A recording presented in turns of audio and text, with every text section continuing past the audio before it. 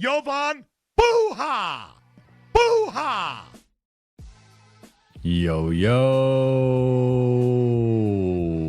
I'm Jovan Buha, NBA reporter and analyst for Buha's Block, and welcome to another live show. Happy Friday, everybody. Hope you are enjoying the start of the weekend. Shout out to the chat. Shout out to the late night gang. A lot to touch on today. We got the topic of A-list centers, Luka's offseason priorities, updates on Austin Reaves and LeBron James. The NBA draft is around the corner, just a few days away. So whatever you guys want to get into, I'm open-ended here for about an hour. We can get into it. First one here from Tyler K says, yo, Kel'el Ware or Kessler are the dream A-list fits in my opinion. Adam Hurley, dream center is Kel'el Ware. Mark says Kel'el Ware smoke is real, Then Antonio, well, we'll start here because Antonio notes, does Draymond count as A-list? What if he opted out? The A-list conversation has been interesting because A-list, it really depends what your standards are. Like when I think about celebrities or movie stars, right? When you think about like an A-list actor, you go to Leo and Denzel and Will Smith and Brad Pitt, and there's a certain George Clooney, like there's a certain celebrity standard for that of just you've been around for a certain amount of time, you have a certain amount of fame and star power, and you can carry a movie at the box office. And A-list standard, depending on your definition, is pretty high. So when I think about the A-list for the center spot, it's a lot of the names that have been thrown out there. Like, for example, Kel'el Ware to me is not an A-list center. He can become an A-list center, but right now Kel'el Ware is not an A-list center. I would even say Walker Kessler, who is my top target for the Lakers in terms of centers, but also just in general. I think I'm going to do a big board in the Monday going into free agency. Free agency starts on a Tuesday. That Monday, I will be doing a big board of just my top targets, period. As of right now, Walker Kessler is my top target, period, in terms of plausible targets for the Lakers. Even Walker Kessler, I think you could argue, is not an A-list center. I think among the centers that are out there, Jalen Duren to me counts as an A-list center just because he made an All-NBA team. He was an All-Star. He's probably going to make in the high 30s, if not around $40-ish million in terms of average annual value. I think Jalen Duren has elevated to an A-list standard. Then we, of course, can look at guys like Wemby and Jokic and Chet and Kat, and there's several guys there. Draymond, from a historical perspective, is clearly an A-lister. He is one of, I think, the greatest defenders of all time, point blank period, but certainly a first ballot Hall of Famer. I don't know for Luka if he qualifies as an A-list guy right now. And the one thing with Draymond, and the one thing that I will note with some of the comments that Luka has had, whether it was from that ESPN story just throughout his tenure with the Lakers, or even some of his comments on this Jordan tour that he's been doing throughout Europe, one of the trends has been him wanting a lob threat. And so this is where Draymond, to me, even if you want to say, hey, Draymond's still an all defense level defender, he's a first ballot Hall of Famer, and he could come in and LA can, shift the geometry of the floor. Draymond's not a lob threat. This is also part of my issue with the potential fit of a Miles Turner or a Kristaps Porzingis. Those guys aren't lob threats either. And even if you can turn them into lob threats to a degree next to Luka, they're not the high volume rim running lob threats that you would want. So Kel'el Ware is in this interesting spot where he can both space the floor and be a lob threat, has incredible length, an incredible catch radius. So he's one of the guys that can check that box. But in terms of A-list, like looking at the guys that are out there, is it Jalen Duren? Is even Jared Allen an A-lister? Is Isaiah Hartenstein an A-lister? Is Rudy Gobert an A-lister? Like he might be like a B+ lister at this point of his career. So I guess it really depends how flexible Luka's definition of an A-lister is, because in my opinion, a lot of the names that are out there are not actually A-listers. Like, to me, an A-lister is probably a top 50 player in the league, and most of the guys we're talking about aren't top 50 players. So I think it's got to be like a top 50 and clearly top 10 center in the league. And again, most of those guys that have been floated out there, especially, I mean, we're not even talking about like the Robert Williams, Mitchell Robinsons. Like, those guys are, to me, even fringe starters, and you don't even know about their health. So yeah, I would say for me, Draymond, from a historical perspective, of course, is a no-brainer A-lister. I think right now, the current iteration of Draymond is a fringe A-lister, probably more of a B-lister. And then on top of that, he's not a lob threat. And I think it's not just looking at A-listers, it's looking at lob threat A-listers. And I know people want the stretch five, people want the Miles Turner. I just don't think that's what Luka wants. And this is a huge summer for building around Luka and building the best possible roster around him. So that's where I'm lower on some of the guys who, like, Draymond's not even really a stretch big. He's more of a perimeter DHO short roll playmaking big. Of course, defensively, he's still an ace, but I think for me, it's got to be through the lens of like the A-list centers, and then also guys who are lob threat rim runners, and that even filters that out a little bit. Just more narrow pathway to finding that player. But I think there's guys like Kessler, there's guys like Ware, there's guys like Lively who can grow into being an A-list center, and the optimized version of those guys, like Lively, look like an A-list center at times next to Luka. I think Kessler and Ware would look like that next to Luka. So there are some guys who maybe on paper aren't A-listers as of right now, but Kessler's going to be paid like an A-lister, whether it's in Utah, with the Lakers, somewhere else. Kessler is about to be paid like an A-lister, so I think there's going to be some pressure on him this upcoming season to stay healthy and perform at a certain level. But guys like Ware, Lively, and then some of these other guys I just don't view as A-listers. So that's my quick take on this, but I'm sure you guys have some follow-ups. Shout out to Lakers Visuals for becoming a YouTube member. I appreciate that. Shout out LV here. Then next one, thank you for the super chat. AC Static 25. Buha, have you heard anything about us potentially being among the facilitators in the Giannis deal? Nets are a new addition that's out there too. Nothing other than what has been reported. I've heard it's more likely that the Lakers act as the third team in the Giannis deal than act as the primary team receiving Giannis. I think at this point that ship seems to have sailed. Does seem to be more likely between Boston and Miami at this point. And I don't even know if any West teams are in consideration. Portland does have Milwaukee's picks, so that's a factor for Milwaukee, but I don't think that's going to be a factor for Giannis.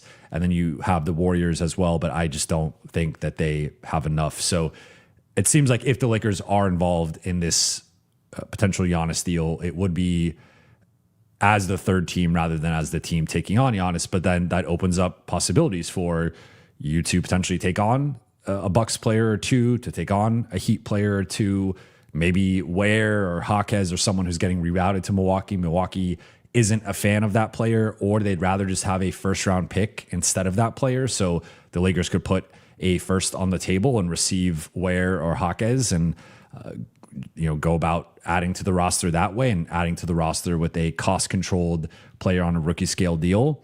That's a possibility. So nothing new in terms of, it's not like they're at the finish line yet with the Giannis stuff as of right now, or at least to my knowledge. But if the Lakers do get involved, I think that's far more likely than them being the team actually receiving Giannis. Yu-Gi-Oh! Dual Channel, thank you for the super chat. My dad is a big Jazz fan, watch him a lot. In my opinion, Walker is such a great, effortless center. I feel super comfortable calling him an A-lister center. Yeah, I guess, like, again, it depends how your definition for what you consider an A-lister. Like, to be clear, again, I'm about as high on Walker Kessler as one can possibly be. He is my top center target. He is my, like, I'm not trying to, I'm trying to factor in what would fit with Luka, but I'm not necessarily factoring in like does Luka consider this guy an A-lister? I think you have to go after the best possible players and then just figure out a way to make that work. But whether he views him as an A-lister or not, I think a year from now, we could easily be talking about Walker Kessler as an A-lister. Like, I think because he's been in Utah and because Utah has shut him down, not this past season, but in prior seasons, later in the season, he's flown a bit under the radar. But this is a legit guy who could both be a top 5 rebounder and top 5 rim protector in the league, which the Venn diagram there is, we're talking like Wemby, we're talking that there's very few, Gobert, we're talking like there's a very, like he's a better, like, a guy that you might want to throw in that comparison is like Chet, but he's a better rebounder than Chet, right? And maybe there's some guys with better mobility or versatility, but in terms of just straight up rim protection and rebounding, he's on the short list for best in the league in both. I don't think he's the best in the league at either one of those things. But again, I think he's on that short list for definitely top 10 in both categories, but arguably top 5 in both categories. And then you throw in, he has not been playing with this plethora of playmaking in Utah. He's been playing with young guards who are still finding their footing, still finding their passing reads and developing as point guards and ball handlers. So to go from putting up some of the efficiency numbers he's put up in terms of his field goal percentage, his rim field goal percentage, to go from that to playing with Luka, to potentially playing with Austin, potentially playing with LeBron. Like I've been saying this for the last couple of weeks, but I have this giant spreadsheet of my center targets, and I was comparing all those guys to Jackson Hayes and DeAndre Ayton. And Jackson Hayes and DeAndre Ayton have the highest rim field goal percentage of the entire list. And it would be like, certainly DA has had previous seasons where he's been up there in terms of rim field goal percentage. Jackson, one of the best lob threats and finishers in the league. Like, that is his superpower. But they both just posted career highs in rim field goal percentage this past season because of how efficient Luka was in the pick and roll, because how efficient Austin was in the pick and roll. Depending on the metrics you look at, both those guys were top 10 pick and roll practitioners this past season. And that's to say nothing of LeBron and his passing and his connection, I think particularly with DA. So you look at all that and just the Lakers' sheer amount of playmaking, and Walker Kessler has never played. I don't think he's played with a playmaker as good as Austin Reaves, to say nothing of a playmaker of LeBron's caliber, a playmaker of Luka's caliber. So you get those 3 guys with Walker Kessler, and you get him in the DeAndre Ayton role in terms of like play the Clint Capella role, but you're also bigger than Clint Capella. You have a higher catch radius than Clint Capella. You are a better rebounder than Clint Capella, or in the same vicinity of we'll say prime Clint Capella. Not as versatile defensively as prime Clint Capella, but a better rim protector, I think, than prime Clint Capella.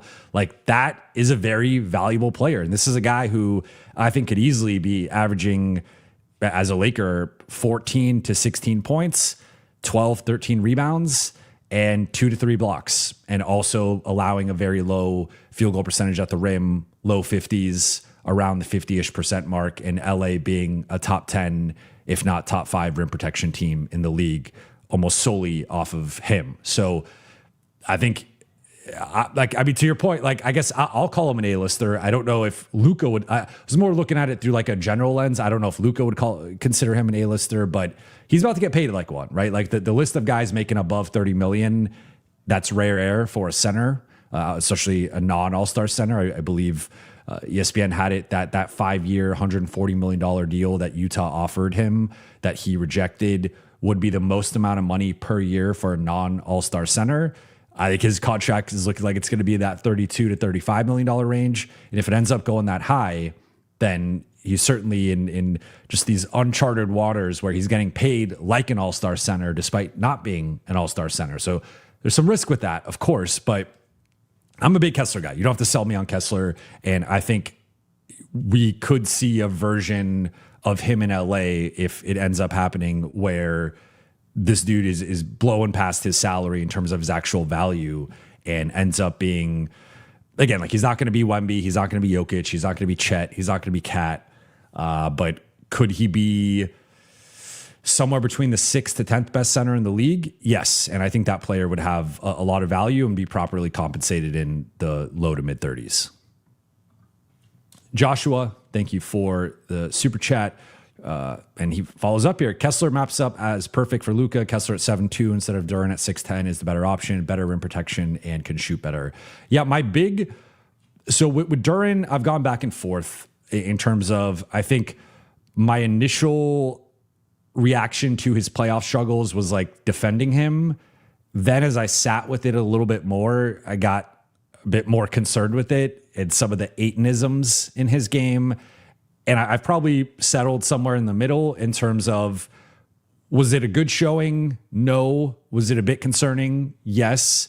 Am I going to write off Jalen Duren as a playoff performer, as a 22-year-old in his first postseason with like real expectations? Also, no. Did he have some nice moments in the playoffs? Yes. Again, it was, I would say, overall underwhelming, disappointing. I wouldn't say like an outright failure or disaster, but like relatively close to that, especially compared to his regular season production.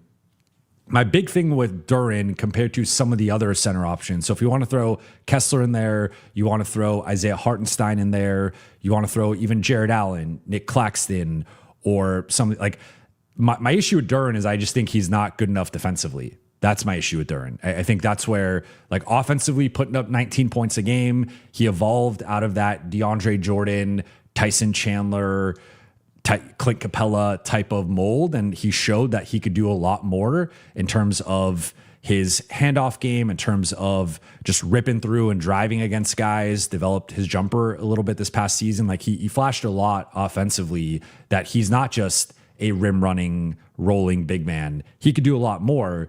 My issue is I don't know if he's quite up to the level you want defensively. And that is something that wasn't even really, I feel like, talked about as much with his playoff struggles, wasn't necessarily reflective in the data, but just from watching it, like, I feel like he's not quite at the defensive anchor level you want defensively. So that's more so my issue with Duren is he like a playoff dropper or shrinker? I think we don't have enough of a sample size with him. I would like to see 2 or 3 more postseasons with him to really glean that. And that's tough because you got to pay him before that, right? And he's coming off a year where he just made third team All-NBA. He was an all-star. Like, he's going to be making $35 million at a minimum. And obviously could be making even more than that, could be making closer to $50 million potentially. I don't think he gets that, but that's within the realm of possibility here. But yeah, with Kessler versus Duren, Kessler's a better rebounder. He's a better rim protector. I think he's a better defender overall.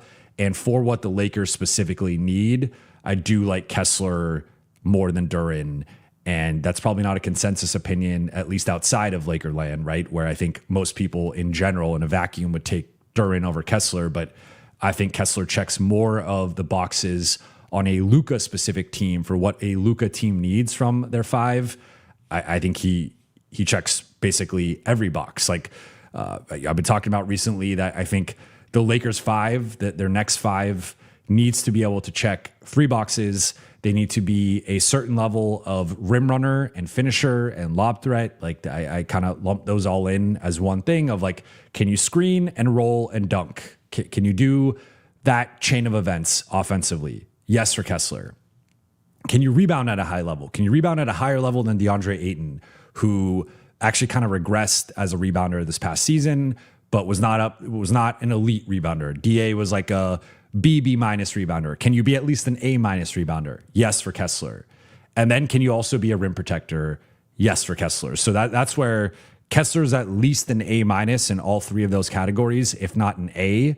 And to me, all the other centers we're talking about, like Duren, I would put more as like a B minus rim protector. I think he's in that A minus-ish range as a rebounder, and then maybe even A if you want to argue that high. And then he certainly is in that A plus rim run dunk.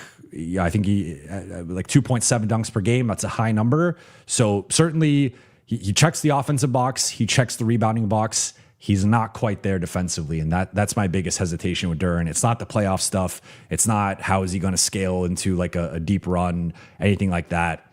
It's more so, is he just good enough defensively? And I don't have the answer to that. Joshua follows up Again, Kessler makes Rui a better option at power forward, covers Rui's rebounding weakness, and Rui allows for excellent spacing with Luka, AR, and Kessler.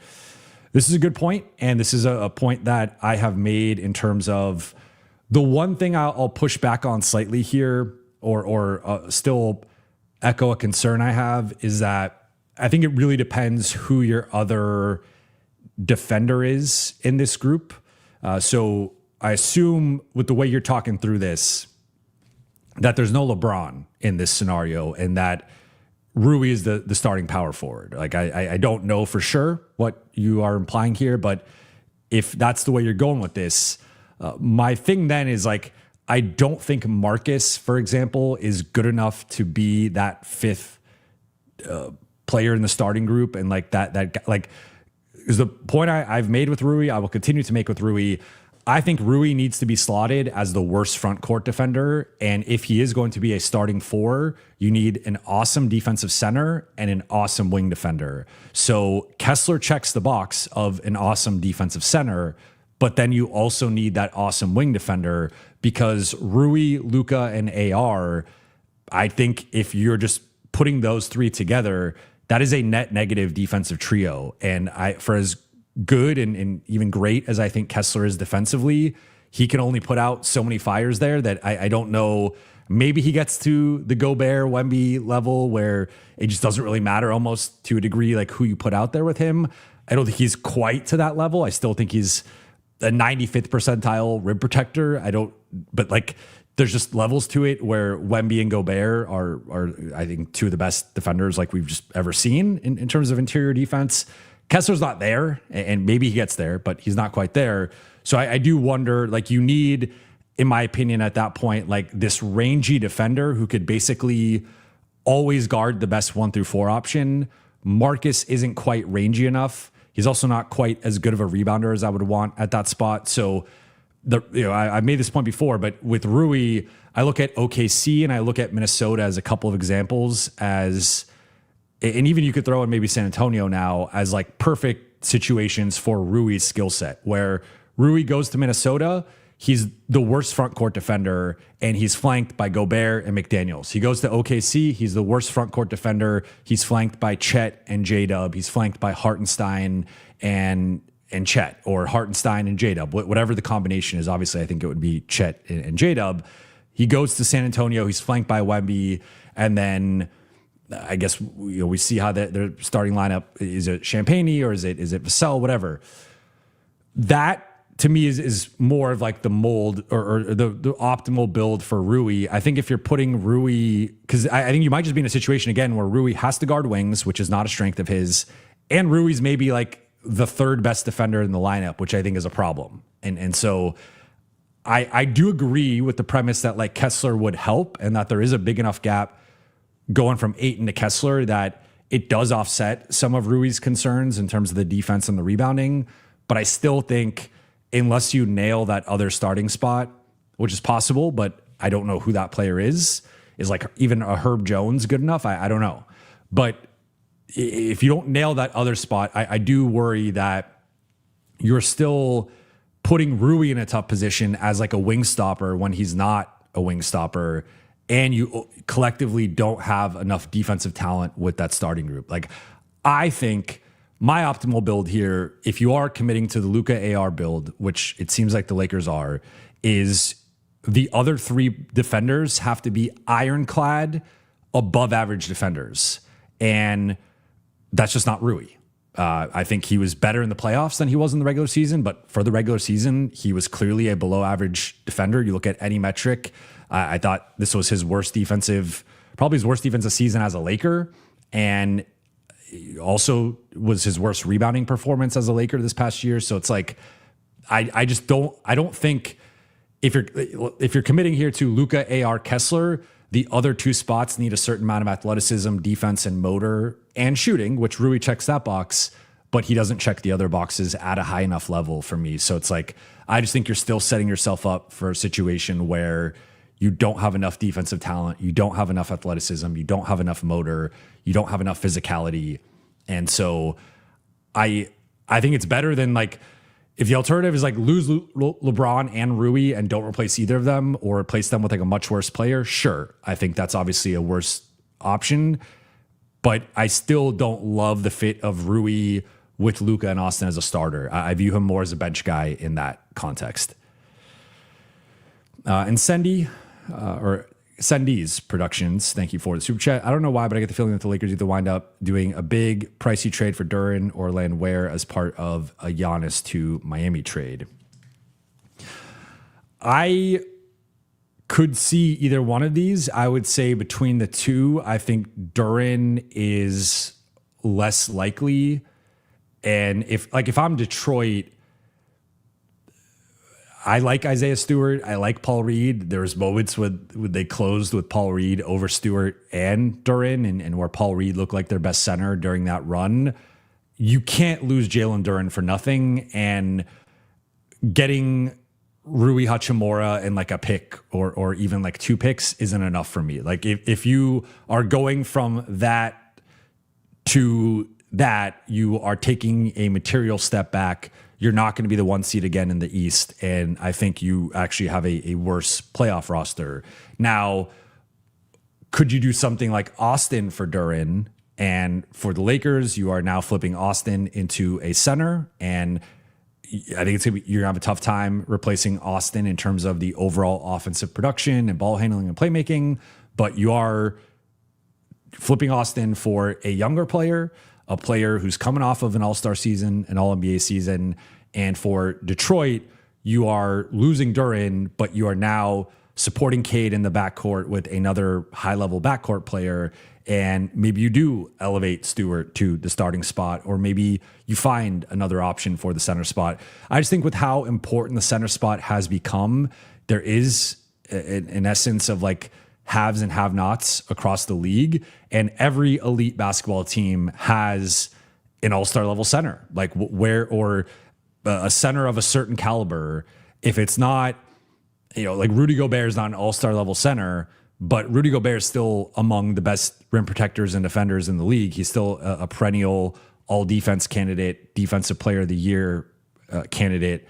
So it's like, okay, he's not quite at the Duren level or the Chet or the Cat or whatever in terms of like overall raw production, but he's still a very valuable player and useful player. So I just think if I'm Detroit, I have to be bowled over in terms of an offer for Duren. I can't just let Duren. I'd rather overpay Duren if I'm Detroit than just let him walk. Even if I get the Lakers picks or I get Austin, like it's such a tough spot to try to replace, as the Lakers are seeing right now as they're trying to address this center spot. It's a tough position to be in to not have a center of a certain caliber. And so I look at the top of the West, Jokic, Wemby, Chet and Hartenstein, Şengün, Gobert, and Naz Reid. You go east, you got Cat. Boston might be making a play for Giannis, and Zubats, I don't think is quite at the level of some of these guys, but Zubats was pretty much unanimously a top 5 center 2 years ago. Indiana invested in bringing in Zubats. Like just all the top teams going into next year, Cleveland with Jared Allen and Mobley, like they all have elite big men. They all have really good bigs. And so if you lose that, if you're Detroit, I just think that's a really big blow to your team, and it really reshapes it. Now, landing Ware, I think it's going to be a first-round pick at a minimum, and I don't think the Lakers' number 25 pick is going to be enough. I think it's going to have to be one of the future firsts, whether it's 2031 or 2033. And that also is presuming that Milwaukee's okay with losing Ware and has no interest in keeping Ware, where like on paper, it would make sense for Milwaukee to want a Ware type. Like you would want young talent that could grow and pop and be part of your future. Ware checks that box. So that's one where I wonder if I think you could probably get Jaquez to get Ware. You're probably going to have to blow Milwaukee away with an offer. And I think the starting point is going to be a first round pick, if not more. So we'll see how that goes. But certainly LA could get involved in either one of these. I would throw in Kessler here. I actually think Kessler is more gettable than Duren. And if LA is willing to go up to a certain price point and or a certain amount of draft capital, I think they could get Kessler. Revive Gamer HD. Hey, Jovan, do you think we trade the pick or draft? It's the $1 million question over the next few years. Few years, but also a few days. I've been more on the side of keeping the pick, but it does feel like with how much pressure seems to be on the Lakers this summer, and you look at, I thought Luka has not really played the media game. Luka up to this point in his career, maybe like a little bit, but that's not really been Luka's MO. This recent ESPN article was about as close to playing the media game as we've seen from Luka in terms of just the intel that was out there, and several quotes in there being one source close to Doncic, and like Luka has a pretty small camp, so there's only so many people that can be, and just understanding how like the sourcing vetting process works, like that's obviously got to be someone like relatively close to him to be put in there like that. So if people close to Luka are saying some of these things and speaking on his behalf to ESPN, there's obviously an element of like, I mean, there's a quote, Luka wants to contend yesterday, so that there's no like, another gap year, another transition year. Luka wants to contend now. You also have the A-list center comment. You have since the trade, Luka has been promised summer of 2026. That's when the Lakers are going to remake the roster. Summer of 2026. Well, we're here, summer of 2026. So we'll see what the Lakers do. So I do wonder, or I guess as that comes out and just the aftermath of that, it seems to be more pressure on Rob Pelinka, the Lakers front office, to actually make moves and make trades and go for it more this summer than kicking the can down the road till the trade deadline or till next summer. And so through that lens, I think if the Lakers had to pick which pick to trade, the number 25 pick would be a pick that they would feel more comfortable moving compared to a future 2031 or 2033 pick. So because of that, I am leaning, I still might lean slightly toward them keeping the pick, but if I was maybe at like 60-40, 65-35 before, it is becoming more of a 50-50 proposition. And it is a little trickier here, where if the Lakers do make some sort of trade where they have to give up draft capital, I think their preference will be to get off of that number 25 pick. So I think it is increasingly looking like if they do make some sort of trade, that pick could be in the mix, or maybe more in the mix than it was before. Just because it also depends how the draft plays out, right? Like you could also take the look of like, let's see who falls. If someone we love falls, we don't move the pick. If someone we don't love, or just like it kind of plays out like chalk and we kind of know who's there, we're not really moved by it, you could always move the pick later or move the pick when you're on the clock. So there's different ways it could play out. But I think, there's also the backdrop here we have to factor in like the Giannis situation, right? And there's been different things out there of Giannis is going to be moved the day of the draft. Giannis is going to be moved after the draft. Giannis is going to be moved during free agency. Like that has its own ripple effect of whether LA potentially moves the pick or not. And that's going to impact several teams in terms of what they do and what they're willing to move. So it's difficult to say in a vacuum, like whether the Lakers are going to trade the pick or make the pick.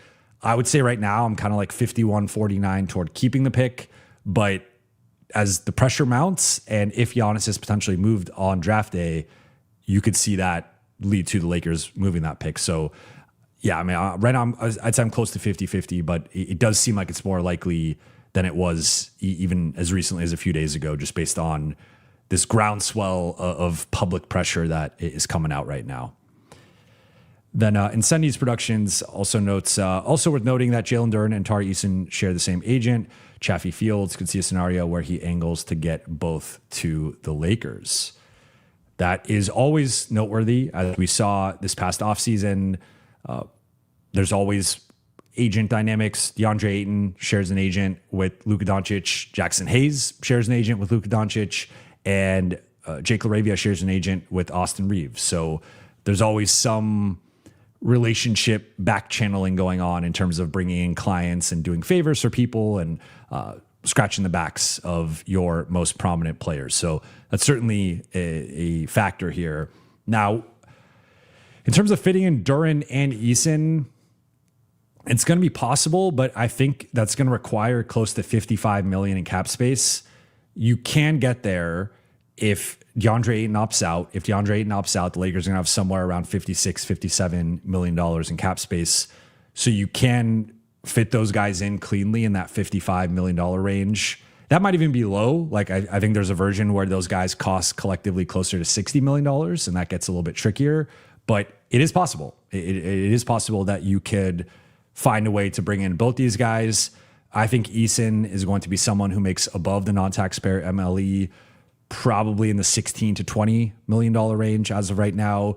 Duren is a little bit more of a wild card depending on how things play out with Detroit, but I think his floor is starting out at $35 million, and it might end up getting closer to 40 or even be in the low 40s. I don't know if he goes into the mid 40s.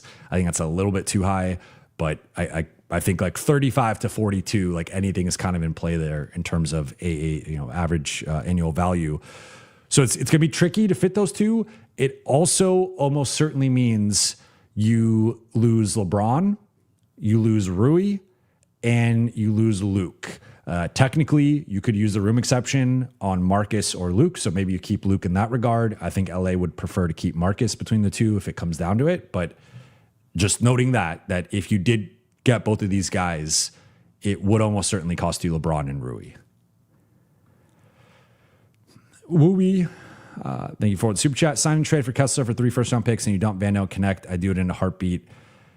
I would do that in a heartbeat as well, because I don't think I've said this publicly yet, but I have gotten to the point where supply and demand, just basic economic principles here, I would give up 2 firsts in a sign and trade for Kessler. I would hope that you could negotiate the AAV down a little bit and get it closer to 30 to 32 million. Like if Utah's drawing a line in the sand and says 5 years, 140 is the most we'll do, so 28 million a year, maybe you nudge that up a little bit into that 30, 32 range. And I would prefer to give up the 25 pick and then a future pick. I would not want to give up both future picks, but I would do something like that for Kessler. If that's going to be the price and you're getting him at market value and you're prying him from Utah, I would be open to that. In this scenario, you are attaching the first to also dump Vando and DK. And I think that's going to be the going rate for getting off of Vando's contract. People view him as a minimum player. He's making almost 4 times as much as a minimum player for the next 2 years. Like that's a tough contract. So yeah, I mean, I would prefer to be. So I mean, like technically it's 2 firsts, and then you'd have to draft on behalf of Utah, let's say, in this scenario. So I guess optically it's 3 firsts, but it's really like 2 future firsts and then drafting on behalf of them. So we're dealing with some semantics there. I would love to put a protection on one of those future firsts. I don't know, top 10 protected or top 5 protected, something like that, just to kind of give yourself some insurance. But the Lakers are in a situation where, I mean, if you don't get Kessler and you don't get Duren, even getting Ware, like in the best case scenario, I don't think Ware is just plug and play and he's like, he is the A-lister to go back to earlier in the conversation. Like, I think Ware's going to need some time, right? Like Miami was giving him some time and some opportunity, and he's shown some flashes. He's been productive. He's awesome from an efficiency standpoint. The analytics love him. Advanced metrics love him. But I don't know that like right away he's day one or November, he's ready to go toe-to-toe with Wemby and Cat and Chet. And so that is something that I think is going to take some time. And I wouldn't even be surprised if it takes like a year. He's young enough where it might just take a year and like throwing him into the fire, so to speak, and then building off of that. So point being is like, if you can't get Kessler, you can't get Duren, you don't even know if you could get Ware for sure. I don't think you're getting Ware unless Miami's doing the Giannis trade. Like if Milwaukee does the Boston trade and that's the dynamic, I don't think you're just getting Ware for a first round pick. I think it would have to be part of like that broader trade. Then you're just in a tough spot where can you poach a Lively? Can you poach, Claxton and Allen don't move the needle for me as much. I like both of them. I'd be open to both of them. I'd rather have both of them than DeAndre Ayton, but like I think there's a bit of a teardrop down to both those guys. Gobert, don't really love him as a lob threat. Don't love the contract. Don't love the age. And then you're getting into Mitchell Robinson, Robert Williams, Gafford, Wendell Carter. Like these guys are fine, but they're all flawed and most of them have injury concerns to some degree. So the Lakers are kind of in a tough spot where you either go big fish hunting or you sit back and watch the other teams in the West continue to ascend past you. So I think they are. But yeah, I know this is very aggressive. I think it's the type of deal I would do, though. Joshua Dartez, thank you for the super chat. Yes, no LeBron if Kessler can be had at $32 million starting, then go all in on Trey Murphy, 3 firsts, 2 swaps, Vando, and connect for Murphy. So I'm glad you mentioned this because I think the more that this is playing out, there is still a chance here that the Lakers are able to just pry Kessler via restricted free agency, but there is risk in that. And I think the more likely scenario would be some sort of sign-in trade with Utah. And I think if there's a sign-in trade with Utah, Kessler is going to cost at least 1 first, if not 2. There's been reports out there that Indiana offered the Zubats package to the Jazz first before they offered it to the Clippers, and Utah said no. So like there's been the last couple of years offers in the 2 first-round pick range for Kessler that Utah has rejected.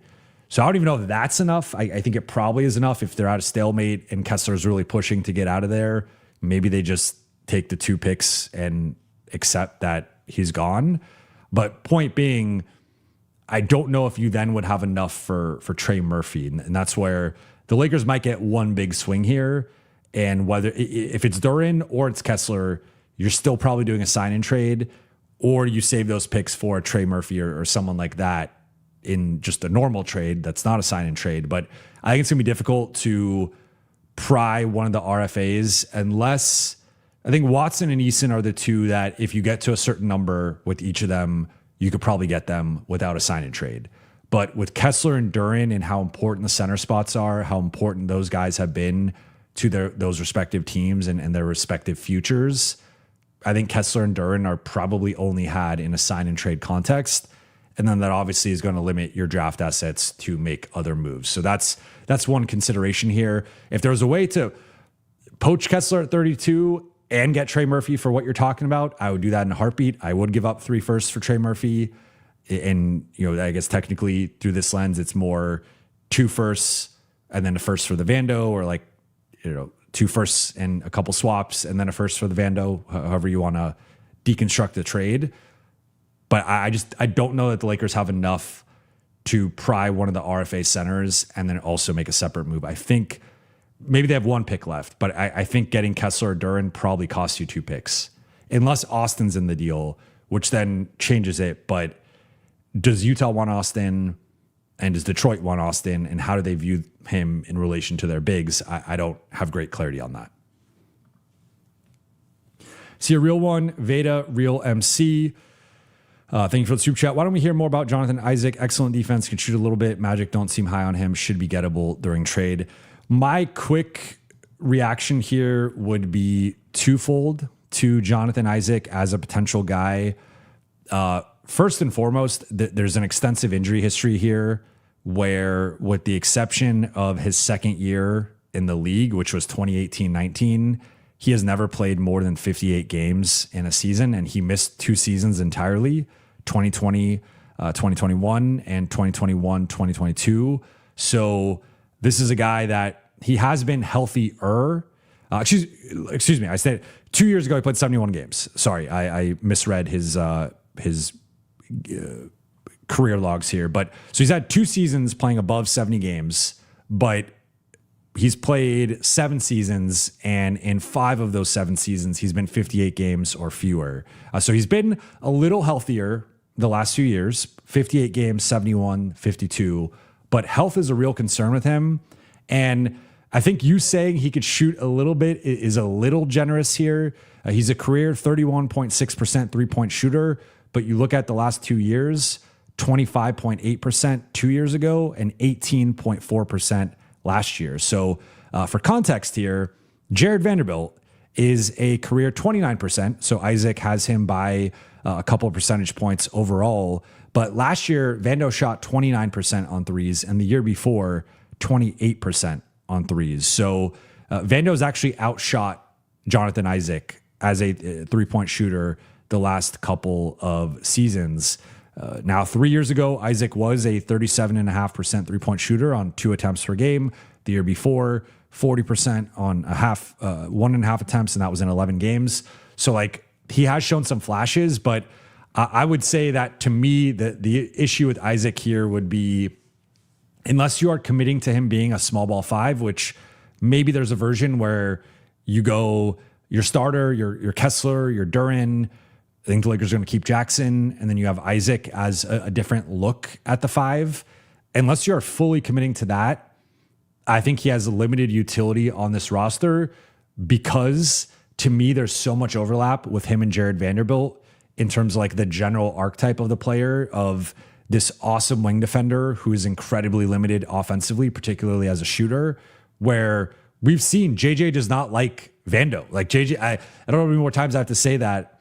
JJ does not believe in the Vando archetype. JJ does not like guys who can't shoot as perimeter guys. So I think Isaac would fall in the same bucket, where I just think if you straight up like asked JJ if he wanted Isaac, I think he would say no. And if you traded for Isaac, I think JJ would not play Isaac. So that's where I think there's a limitation here of just how JJ would view Isaac. And you also look at, he's been a 10 to 15 minute a night guy the last 4 years with, again, that abbreviated 2022-23 season. So like, he is a back end rotation guy. He's not really a guy that's factoring in prominently. And he's a really limited offensive player and shooter, to where I just don't think he would be what JJ wants. So in theory, does he check boxes as an athlete, as a defender, as a motor guy? Yes, I think so. And quite frankly, I think he's better than Vando offensively. And if you gave me a choice between the two, I would pick Jonathan Isaac. But I think based on what we've seen from JJ and his proclivities and just his basketball beliefs, I think Isaac would be firmly put in the Vando bucket and would basically be a fringe guy who ultimately gets played off the floor at some point. Joshua, thank you for the super chat. The Wolves out of the Giannis trade. My dream scenario is grabbing Daniels in a reroute from Milwaukee for pick 25 and the 2031 first. I don't know that they are fully out, but it seems like they are not in the primary mix here. I think there's a small chance. And McDaniels, I think even McDaniels, where he's at now compared to where he was at around the time of the trade deadline, right? Because that's when it was, are they going to trade Randall and McDaniels and their picks for Giannis? I think McDaniels has elevated these last few months, and he had an awesome postseason, to say, certainly an entertaining one with calling out the Nuggets and then backing it up. But I think JD McDaniels in June of 2026 has an even higher trade value than Jaden McDaniels in February of 2026.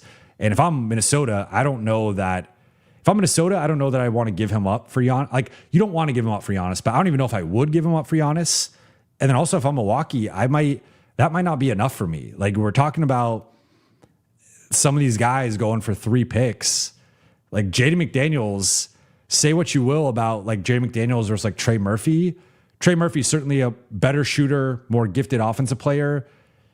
I would actually argue that there's a bigger gap between Jaden McDaniels and Trey Murphy defensively than there is between those two offensively. So I know people tend to prioritize offense more, value offense more.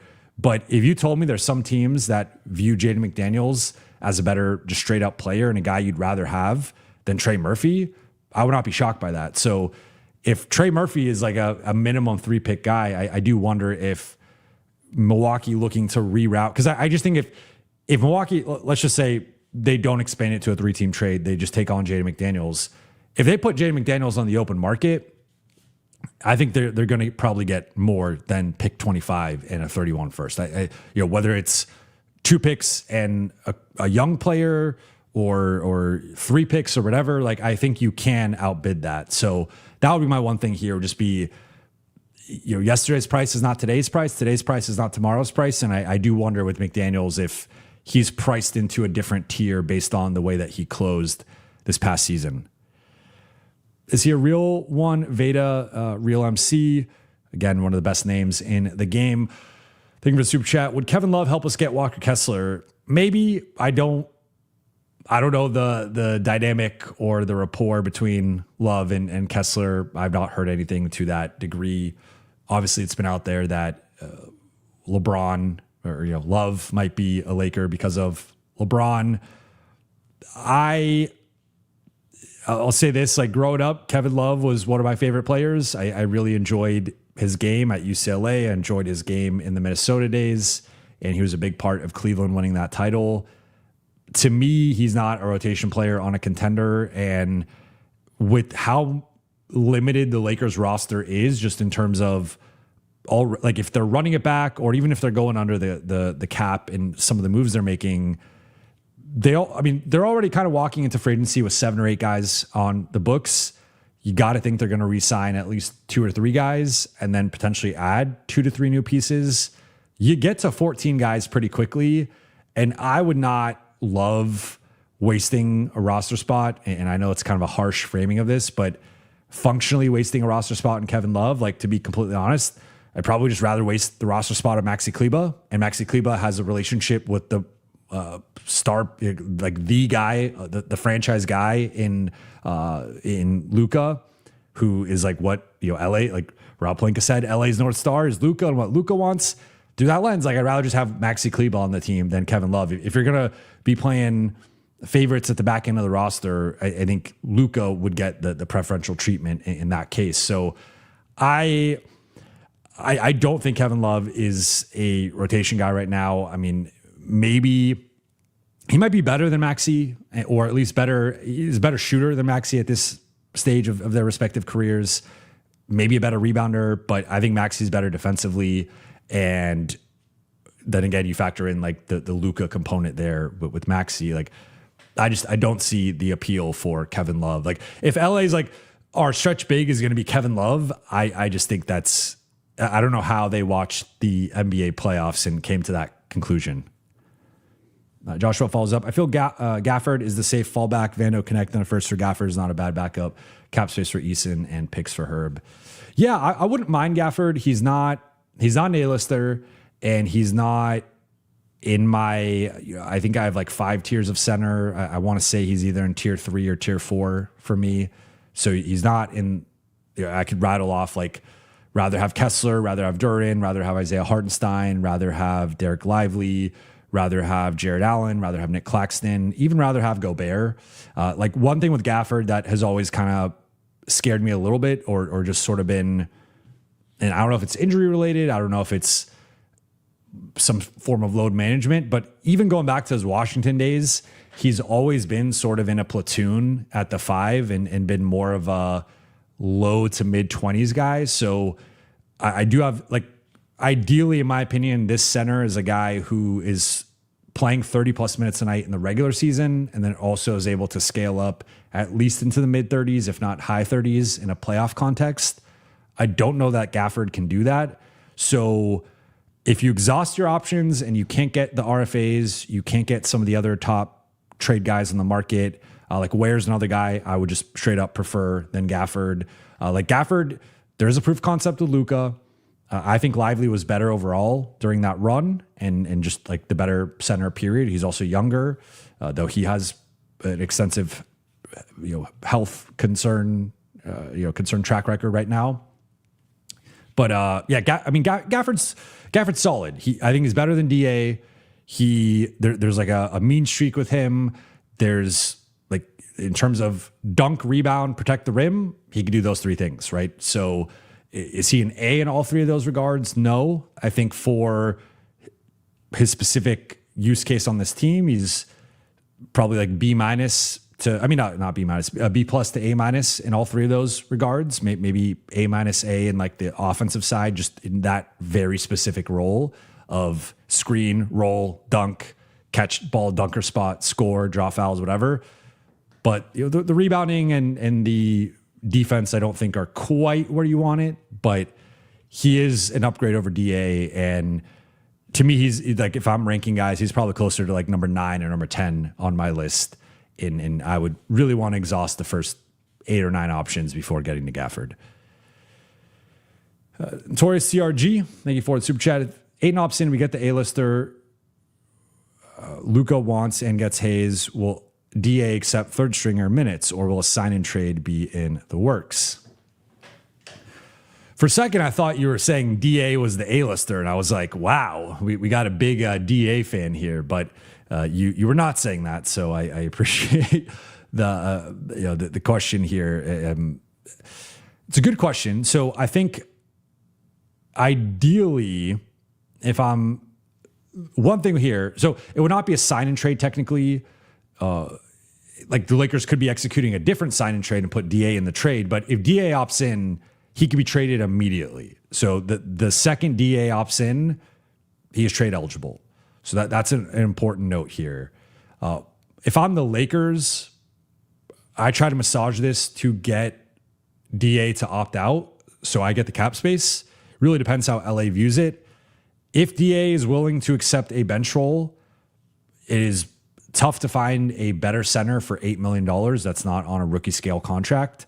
So I think there is a version where if you get the Kessler, you get the Duran, you get the A-lister, as you say, and DA and Jackson are your 2 backups, they have some overlap and similarities. They also have their differences.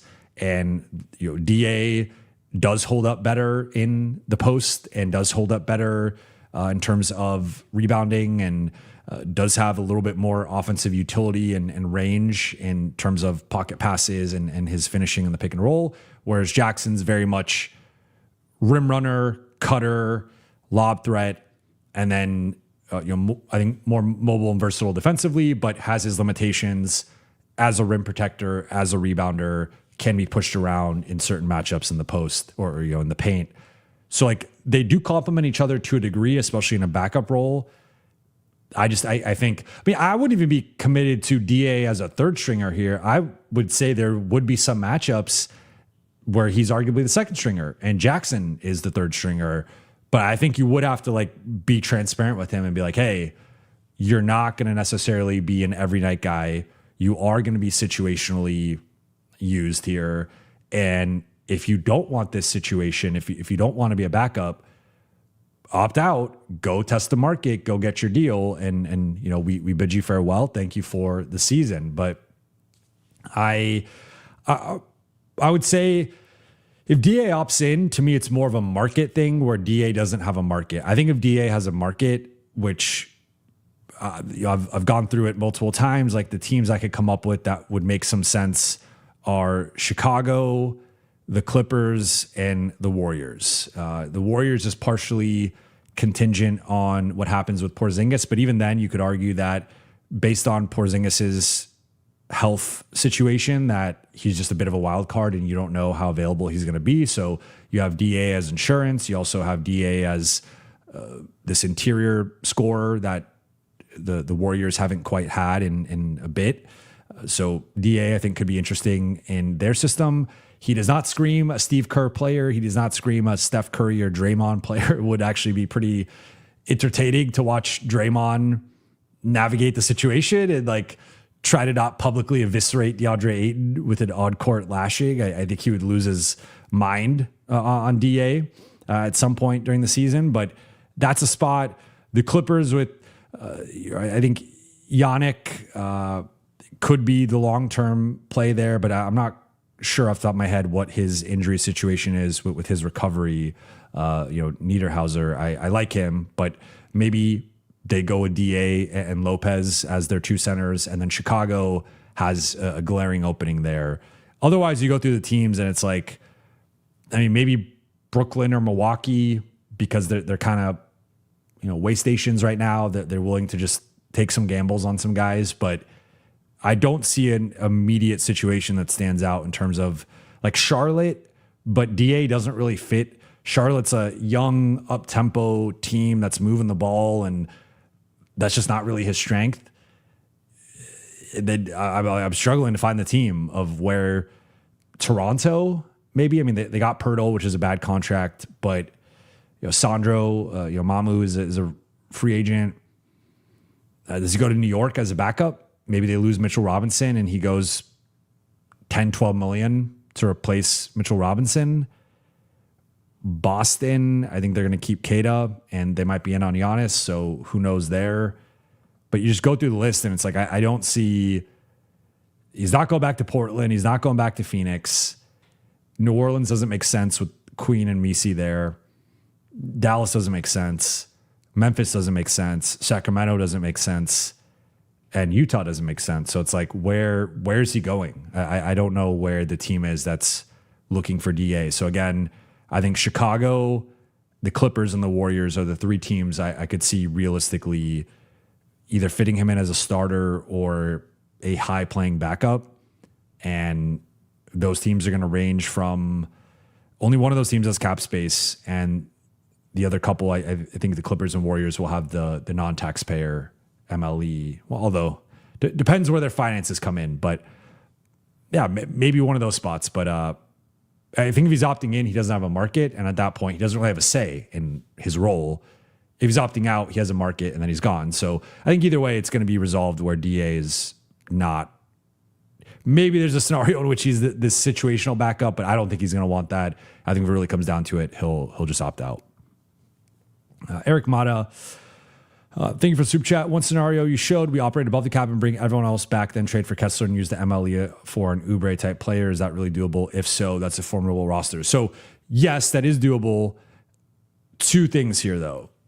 One, that is contingent on DA opting out. So that gives you that extra $8 million in terms of, at this point, you're not concerned about cap space. You're concerned about being under the first apron, because you will be hard capped at the first apron if you do a sign and trade for any player, including Kessler. So you get hard capped at that $209 million. So you cannot go above, you cannot go a cent over $209 million. So you have to be under that. So that's where actually, like, a lot of things come into play here. But first and foremost, DA, you have to opt out or trade DA.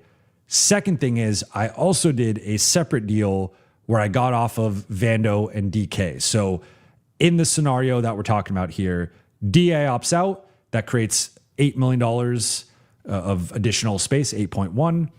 Then I get off of Vando, and I believe I got off DK. I don't remember off the top of my head. I could pull it up here in a second in terms of what, let's see. So we're talking above the cap. One second.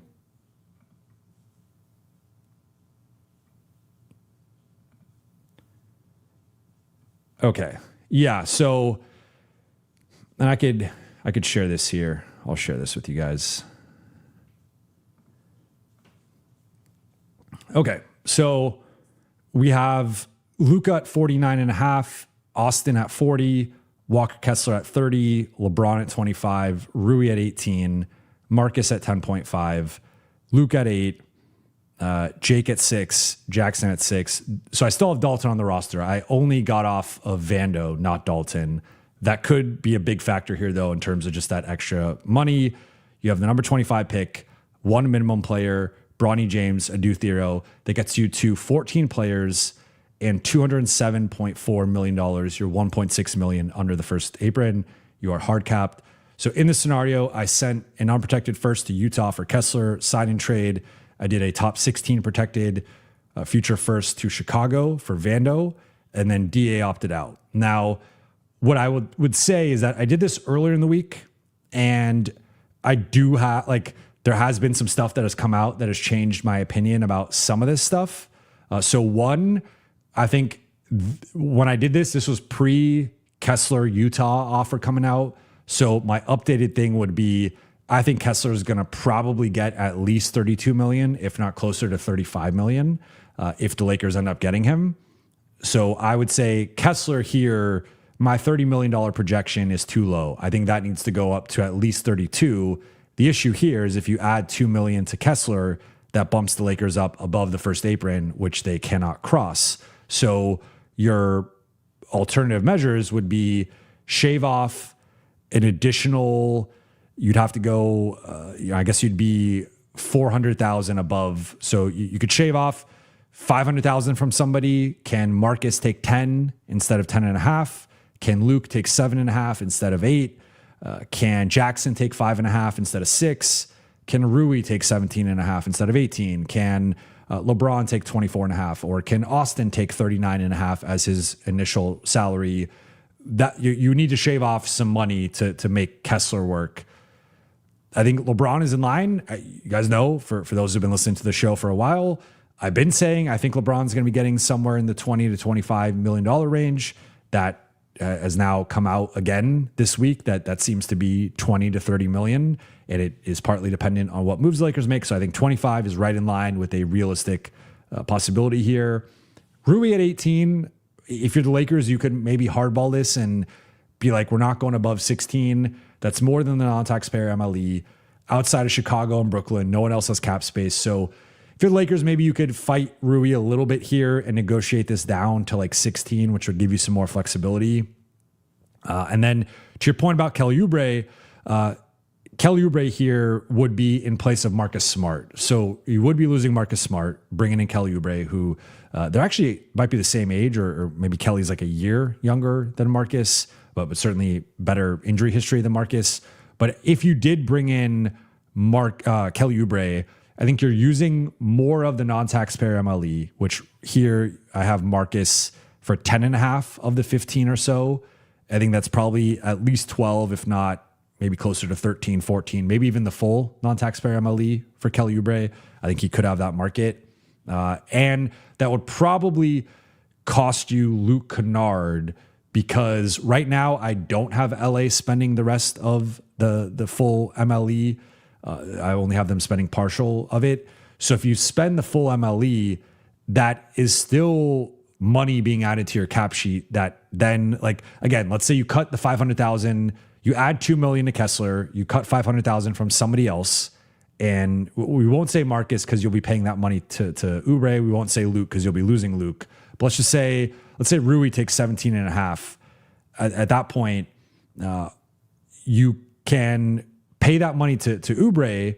But if you're adding that additional $4.5 million, let's just say he makes 15, or we'll say 14, whatever, adding that $4.5 million, you now need to subtract that. The only way to subtract that is to trade somebody else, which you can trade Dalton Connect if you want to do that, or you just outright lose Luke Kennard and you replace him with a minimum guy. And then that gap there of the 2.45 for the minimum compared to Kennard at 8, that's roughly $5.5 million or so that you save. And then you add in that 3.5 to 4.5 extra for Oubre, and that offsets by you're still $1 million to $2 million under the first apron. So I know I'm getting very into the weeds here, but I just wanted to talk through this hypothetical of, I think, I did this on, I believe on Monday, posted it Tuesday. Since then, we've gotten some new intel in terms of Kessler and what his market is, what his contract is likely going to be. And so I think Kessler's number would be higher. I think LeBron is in the price range. I think Rui's in the price range. But then you would have to potentially pick between keeping Marcus on that non-taxpayer MLE and keeping Luke, or using more the non-taxpayer MLE on a different player, potentially Oubre, but then losing Marcus and also potentially losing Luke. The one way you could still keep Luke is if you dump Dalton. Maybe you dump Dalton in the Chicago trade with Vando, and that's consolation for Chicago of, hey, take a low risk swing on Dalton, 2 years removed from being 17 pick, like see if they bite on that. Even if you waive, some might say like waive Bronny, you're only going to save about $1 million waiving Bronny. So that could matter depending on how close you are to the first apron, but I don't think that's enough. I think it would have to be more dramatically, do you dump Dalton or Jake somewhere, or do you just lose Luke? And that's something that the Lakers have to navigate. But yes, this version is possible. I also wonder if the one first for Kessler is enough. So maybe there's a version here where it ends up being 25 plus a future first for Kessler, and then you replace the number 25 pick with a minimum guy. That's another way that this could go. But yeah, I just want to talk through that and try to answer your question as best I could. But I think Kessler's probably going to cost more than I have him on here. So I think he's going to be at least 32. Easy 111. Thank you for super chat. A lot of issues get fixed if LeBron leaves. So I understand the sentiment. I know that there's a segment of the fan base that feels that, and there's a loud segment of the fan base that feels that. What I will note with LeBron leaving, and I had this conversation to some degree with Istok Franco, a couple weeks ago. So I would recommend going out and checking that episode because we got into it for about 10 minutes or so on LeBron and his fit and just the complex nature of it all and the complicated nature of it all. What I'll say with LeBron is from like a raw production standpoint and talent standpoint, I don't know, not I don't know. You are not finding another player for 20 or 25 million who's as good as LeBron. Like even if we look Tari Eason, Herb Jones, like some of these guys check a different box for the Lakers, but just in terms of production and value and talent and skill and what LeBron brought to the Lakers last year, especially at the end of the season, you are not finding that player for 20 or $25 million. So the LeBron conversation is complicated because on the one hand, one thing that Istok wrote and we discussed on the pod was like the Luka era doesn't officially start.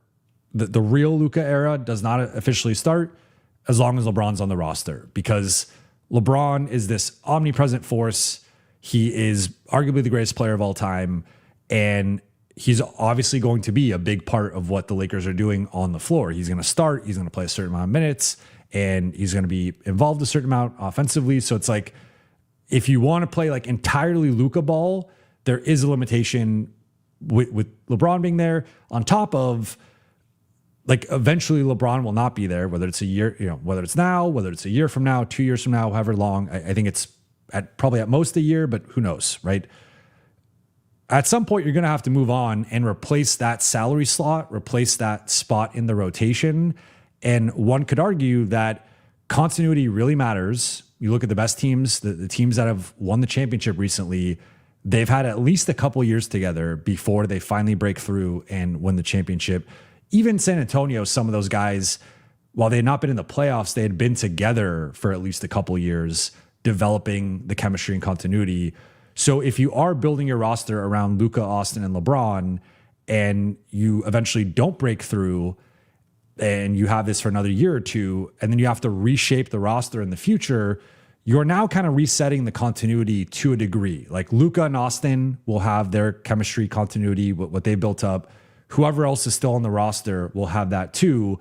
But LeBron is such a big part of what the Lakers do that taking that piece out is going to materially change them on both sides of the ball.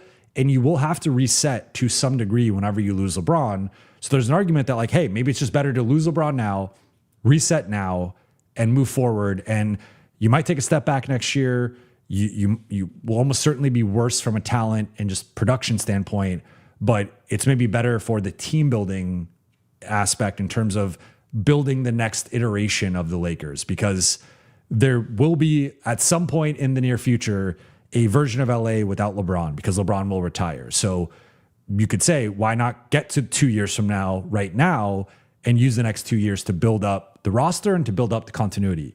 Now, the flip side is, from a talent perspective, LeBron was still a top 25 guy last year. And whether you just look at his production, you look at what he did in the playoffs, like I think there's a very short list of players who you could plop into the situation that LeBron was in as the number one guy against that Houston team, and they still would have won. Like, of course, okay, Luka or Jalen Brunson or Shea or Wemby or Jokic, like there are the top end of the league guys, but that list starts to run out where, for example, like throw in Jalen Johnson.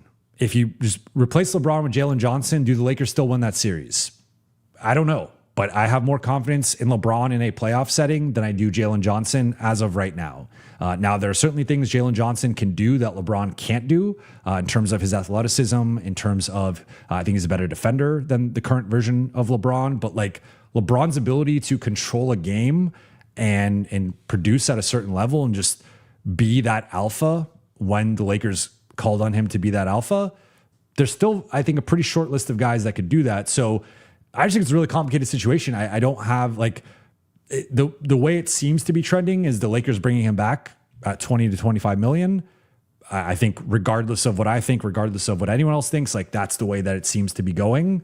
But I think it's complex because like he's too good to lose, and losing him, you are going to take a massive step back from an, like again, Tari Eason, sure, he's a better defender than LeBron, more versatile right now, a better rebounder, and plays with a certain amount of toughness, tenacity, like a nice longer term piece for LA.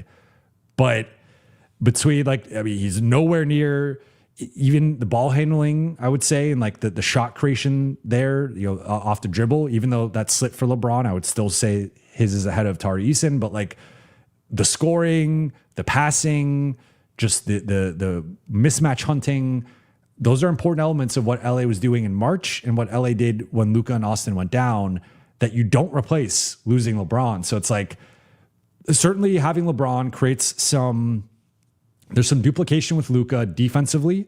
There's some duplication with Rui defensively. I think it makes the Rui fit tougher. And then with Luka, Austin, and LeBron, clearly, if you put the trio together and you say, hey, what are the weaknesses here? What are the things we have to support and supplement these guys with? It's clearly defense and motor. So I think in a way, if you're starting with, hey, Luka and Austin are two of our long-term pillars, adding LeBron to it kind of adds kerosene in terms of motor is an issue for the group. Defense is an issue. You really have to nail the rest of the roster in terms of defense and motor and all that stuff. But he's also so good that getting him at 20 to 25 million, he's probably going to outproduce that contract. And losing him, especially losing him for a role player or more of a defender, you get better on one side of the ball. But I think it is a blow to the offense. So like, I don't know what the correct thing is here. I understand where you're coming from. I understand some of the sentiment that's out there. I just think it's a very nuanced conversation. And regardless of the conclusion we come to, the conclusion for the Lakers seems to be keeping LeBron for one more year at a team-friendly price. And if that's how this ends up going, the Lakers then have to obviously nail the rest of the roster. Next one from Sound Automotive Group. If we stipulate both Robert Williams III and Jaden Quaintance carry the same availability concerns, would you rather spend draft capital on JQ or more cap space on Robert Williams? Easily JQ. But I really like this question because I'm a fan of both of these guys. I have long been a fan of Robert Williams III. I think he's got a really unique skill set.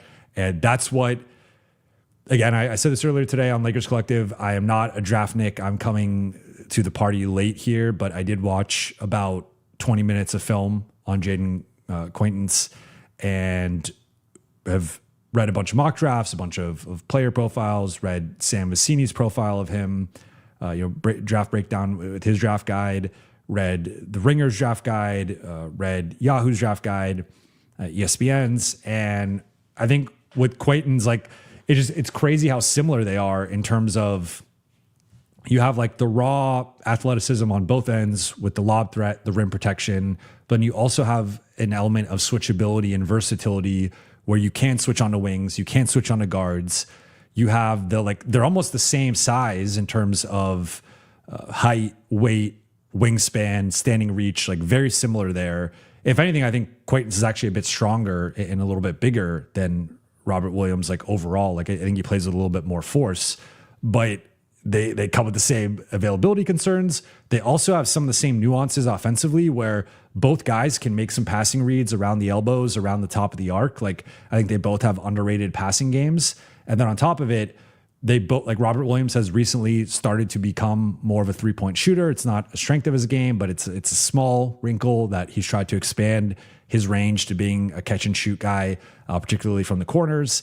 And then Quentin's tried to do that a little bit this past year and has been trying to add that element into his game. So I just see so many overlap or so much overlap between their games and just their approach and their overall archetypes. It's like, I think a lot of times people throw out comparisons, and even some of the comparisons I've made with other guys, it's like you capture like 70% of the essence, 60% of the essence, or there's like an element or two that remind you of that player.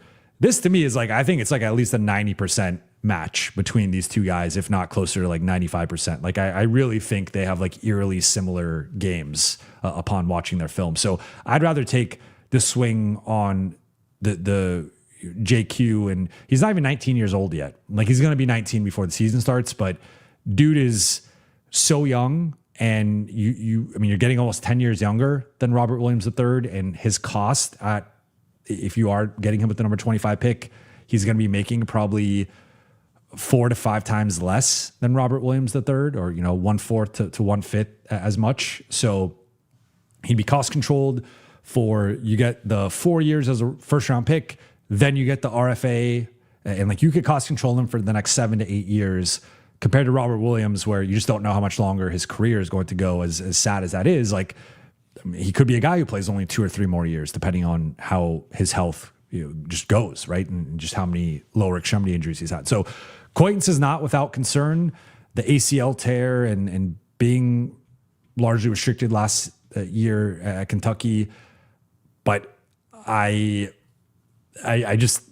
think it'd be rare to find that type of talent making $3 million. I mean, he's basically making minimum level money, and there's not another minimum player that you can find that is going to potentially give you the ROI that you would get from Quaintance. So between the two, I'd much rather just take the swing on Quaintance, especially because I feel like Robert Williams is close to a finished product already. So, and a large part of it has been due to injury, but like the current version of Robert Williams, you kind of know he's going to play 50, 55 games, 60 if you're lucky. He's more of a backup than a starter, and you have to limit his minutes to a degree.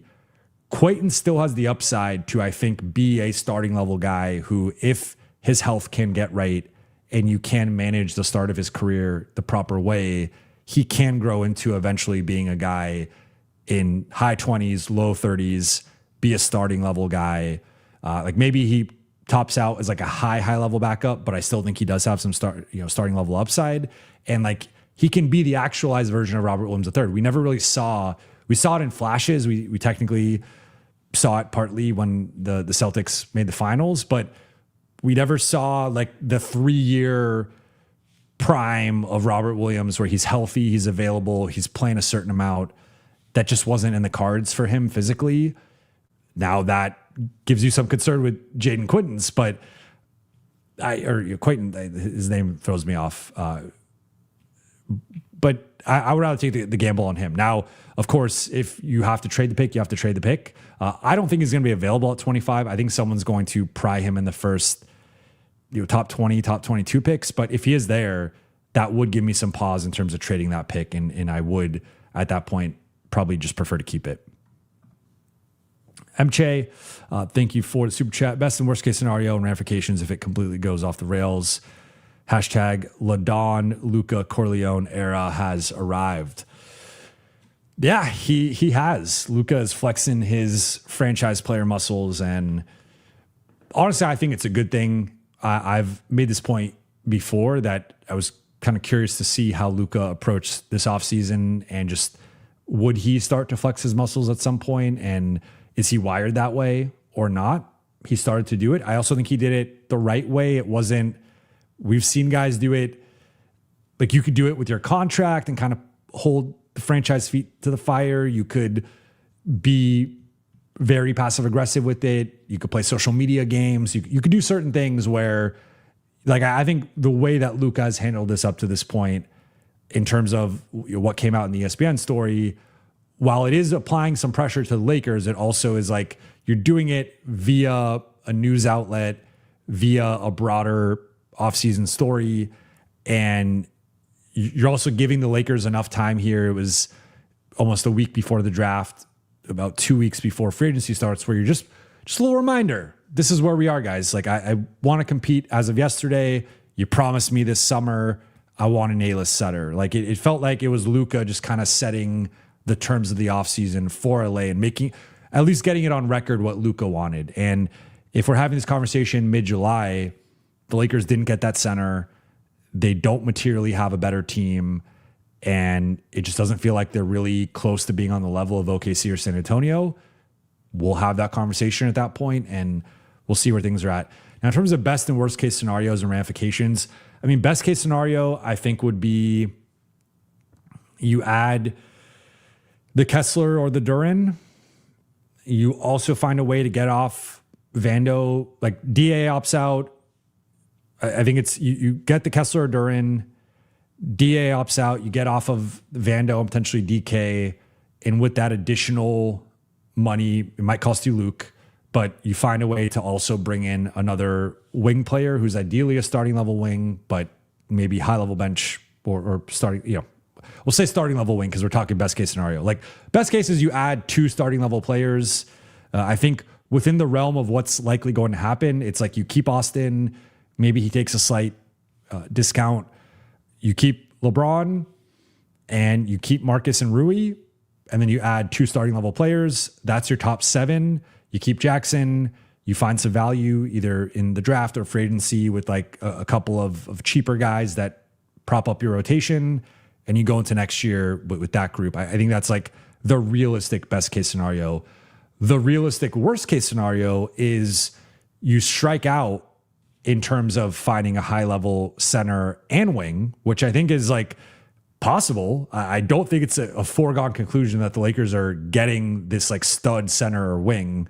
That's what they're going to try to do, but there's no guarantee that they do it, because I think the only way you could only do it one of 2 ways, which is RFAs and trades.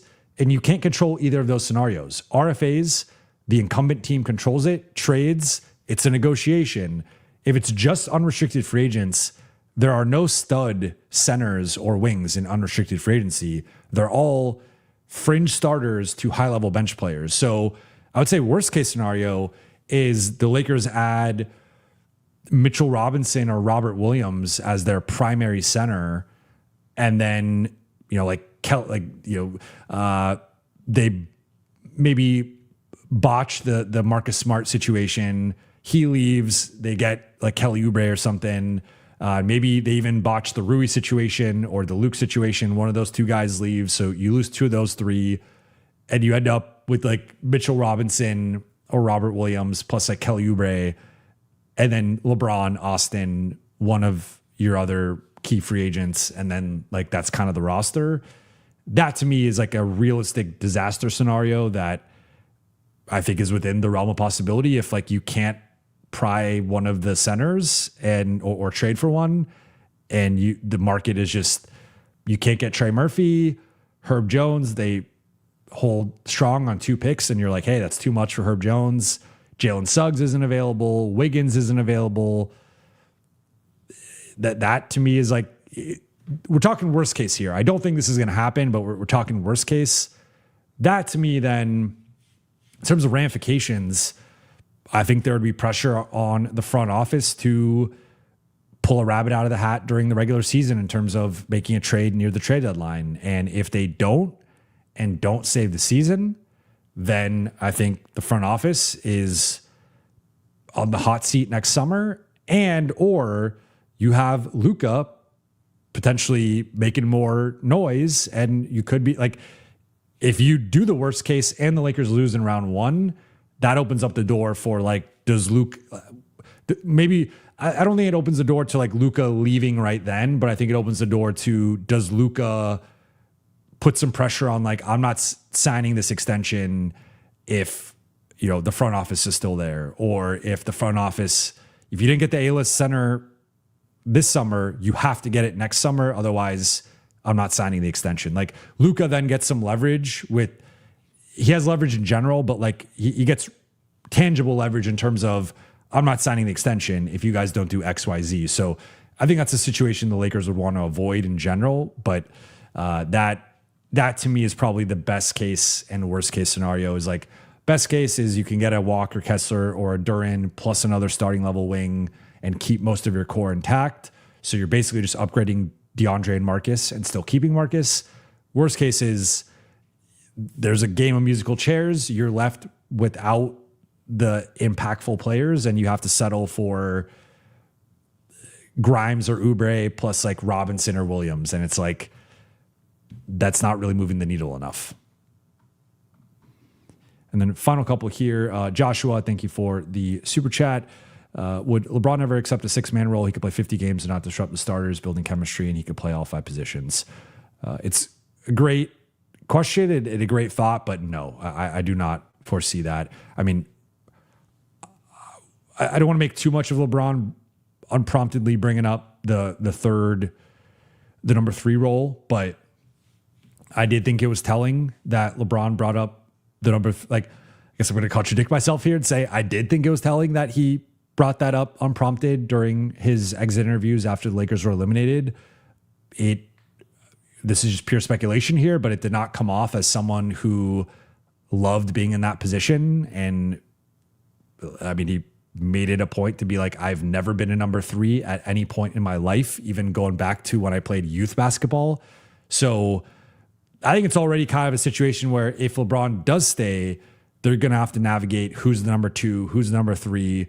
Why is Austin making $15 to $20 million more and potentially the number 2 over him?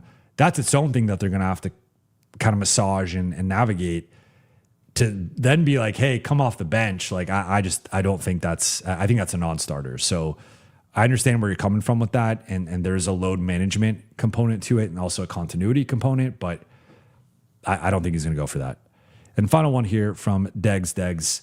Thank you for the super chat. What if AR shocked everyone and pulled a Jalen Brunson pay cut with no trade clause will make LAL more spending power? And do you think D Live is gettable? So I assume you mean Derek Lively. I think the price for Derek Lively is going to be high. I think anyone or most players are gettable, right? There's always a price where you bowl a team over. Now, of course, like Wemby's not gettable. The Spurs are not giving up Wemby, or it would have to be some astronomical price of like, Cooper Flag and 7 first-round picks or something like that, right? Like you're just not giving up Wemby, right? You're not giving up Cooper Flag. Like there's certain guys that Lakers are not giving up Luka. Like New York's not giving up Brunson. There's just certain guys that you're not giving up almost regardless of what the price is, the ask is. Lively is not on that tier or that level. So I would say I think he is gettable. Now for the Lakers, you have the challenge of the history with the Lakers and Mavericks. And I would assume, I don't want to speak for Mavericks fans, but I would assume after Cooper Flag, Derek Lively is probably the number 2 guy that they view in terms of long-term asset here. So to be giving up a piece of their core and a guy who has been someone that the fan base has really enjoyed, I think you're probably starting with 2 firsts. And that could be the 25 pick and a future first. But I think that's probably the starting point for a lively conversation. And it's up to the Lakers if, how they view that, if that's tenable or not. In terms of Austin shocking everyone, I think it would be a shock because I think there's been an element of public negotiation going on right now between Austin and his camp and the Lakers and like some of the stuff that's been coming out. And that's par for the course here. So I don't want to make that sound like it's unique to Austin. Like this is what happened. I mean, we're seeing it between Kessler and the Jazz, right? Like we're seeing it between LeBron and the Lakers to some degree. Like these things happen. Anytime you get to free agency, there is some sort of negotiation for the most part for the more prominent guys via the media. And even for some of the lower guys, like I'm sure we'll get a report at some point, multiple teams interested in Rui Hachimura at the non-taxpayer MLE. So that kind of shows the Lakers, hey, you're not getting a discount on Rui below that. Like even then, that if you're just offering Rui that, maybe he goes elsewhere for a bigger role. But if you're the Lakers, like you probably have to come in above the non-taxpayer MLE.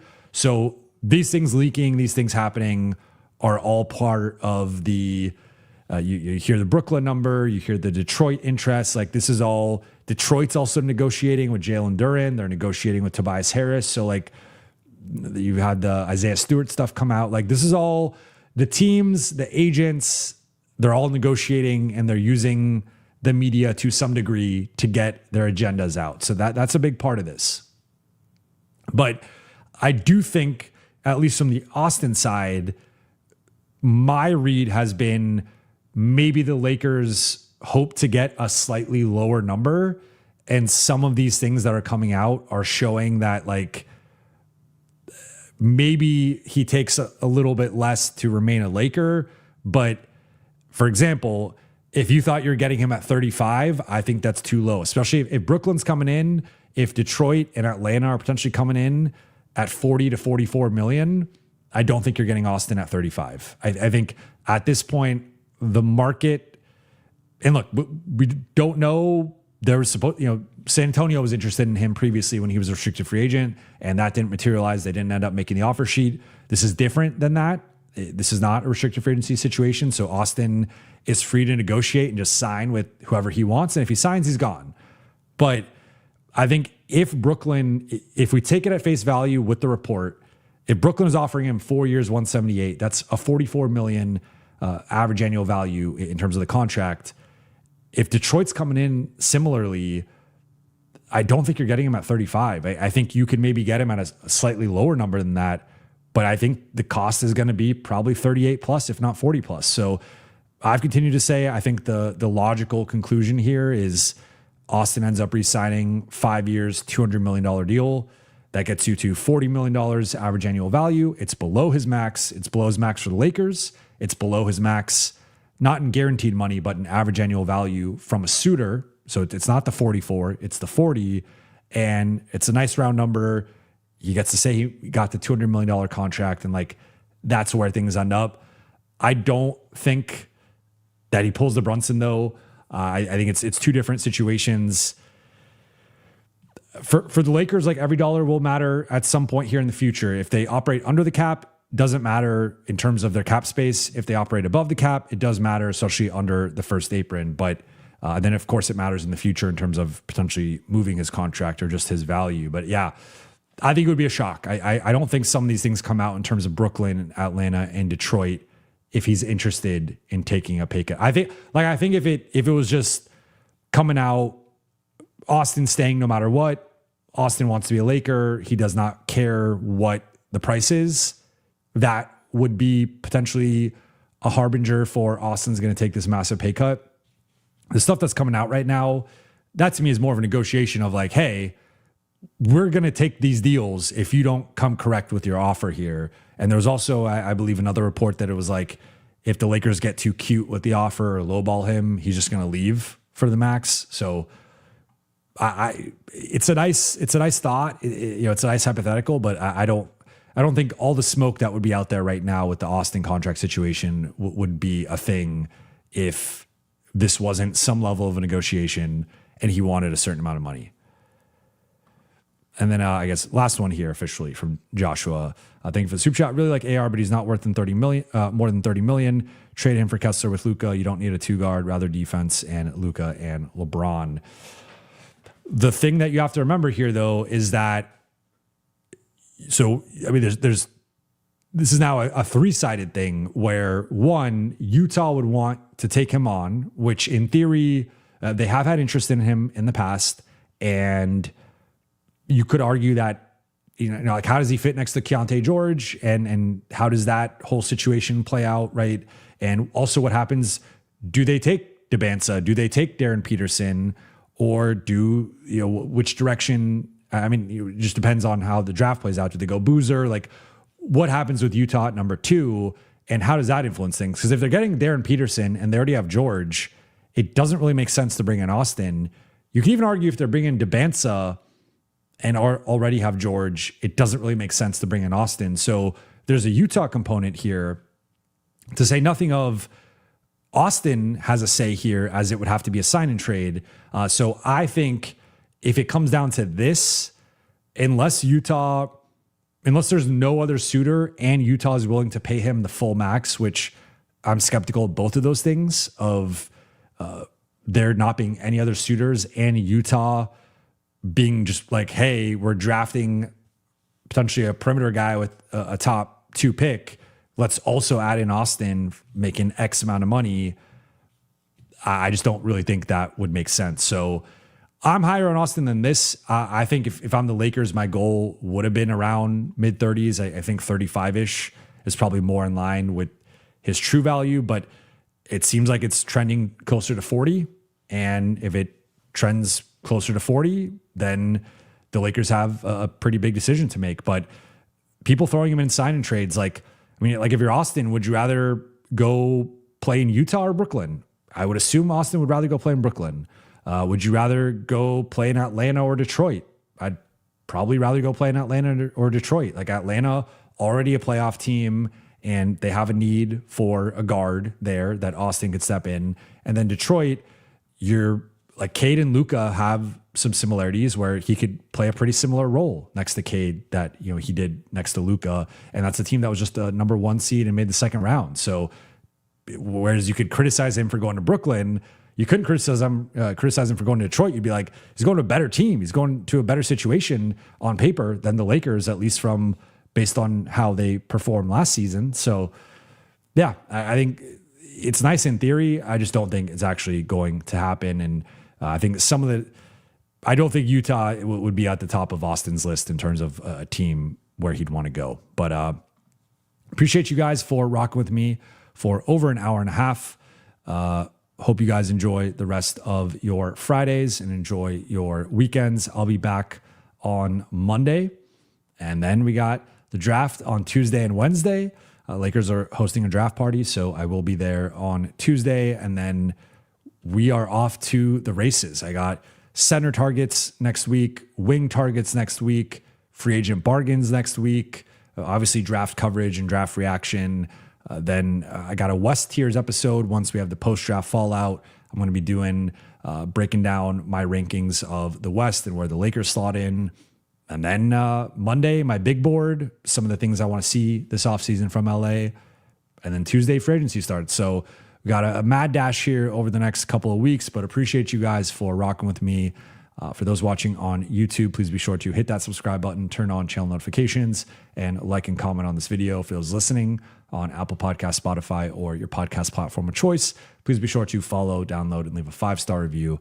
I'll be back Monday, barring something crazy happening. Maybe we get a Giannis trade this weekend, but barring that, I'll be back on Monday. I will talk to you all then.